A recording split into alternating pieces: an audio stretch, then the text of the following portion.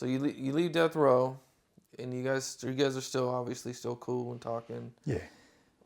And then he gets shot in Las Vegas. What happens then? Did you call? Did you talk to anybody when you found out?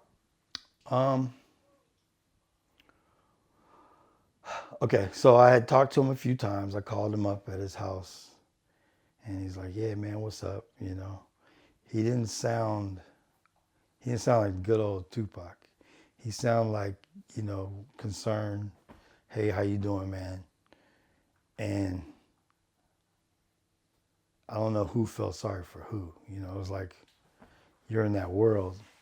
It's like kind of like you connect in the minds. I'm like, I know he's not where he wants to be, even though he accepts it. He's glad for it. He appreciates it. But there's a piece of himself that's missing. And I can hear that in his voice when we talk. And he asked me, am I okay? I said, I'm great because I'm doing things I want to do. And I said, are you okay? He said, yep. And then we hung up. And I think, I don't know how much later, a few weeks later, a few months later, maybe it was a few weeks, I don't know. I just know I was hanging out, and then the news came on that he got shot. And I was like, wow, he's got shot before. This is what he does, That's crazy, right? Mm-hmm. Everybody thought that. I thought that. Everybody, every fan, every person says the same thing.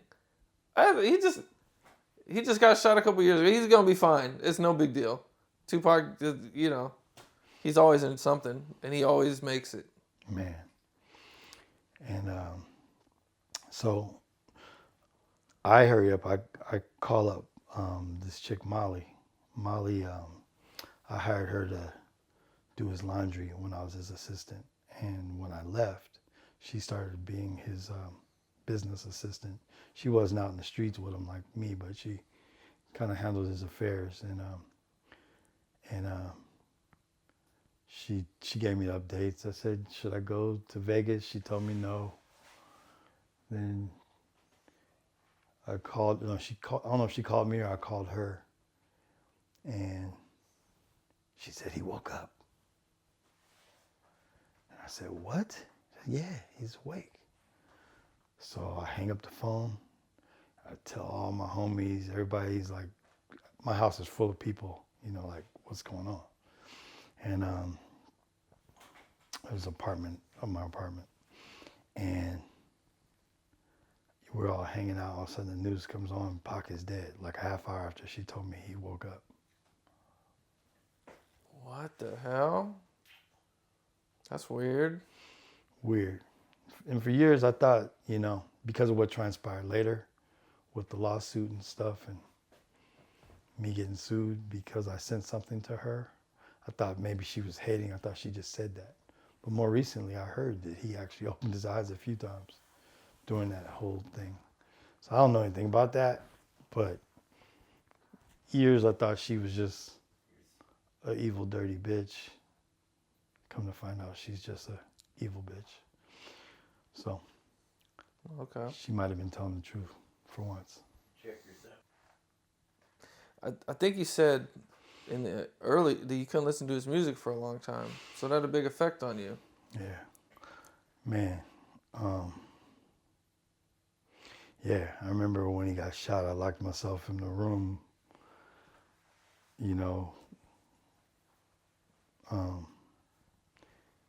and just listened to one song for hours and hours and hours. And then once he died, I didn't listen to him again for like 10 years. Stuff would come on the radio, I would leave the room or turn it off. It's kind of weird. This is like, I'm a total Prince fan, as you can see from some of my stuff.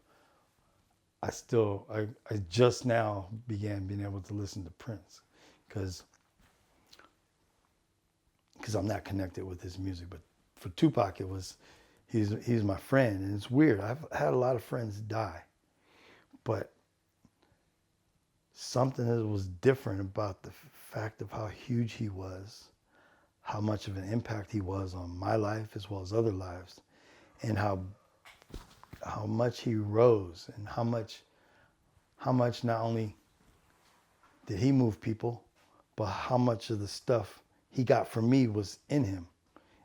I was connected to his person, and it part of me was gone. Just like it's like some other people around me close. It's like really strong. He left an impact on me. You know, I knew him from this shiny 17-year-old to the greatest rapper on the planet. You know, taught him how to drive a stick shift.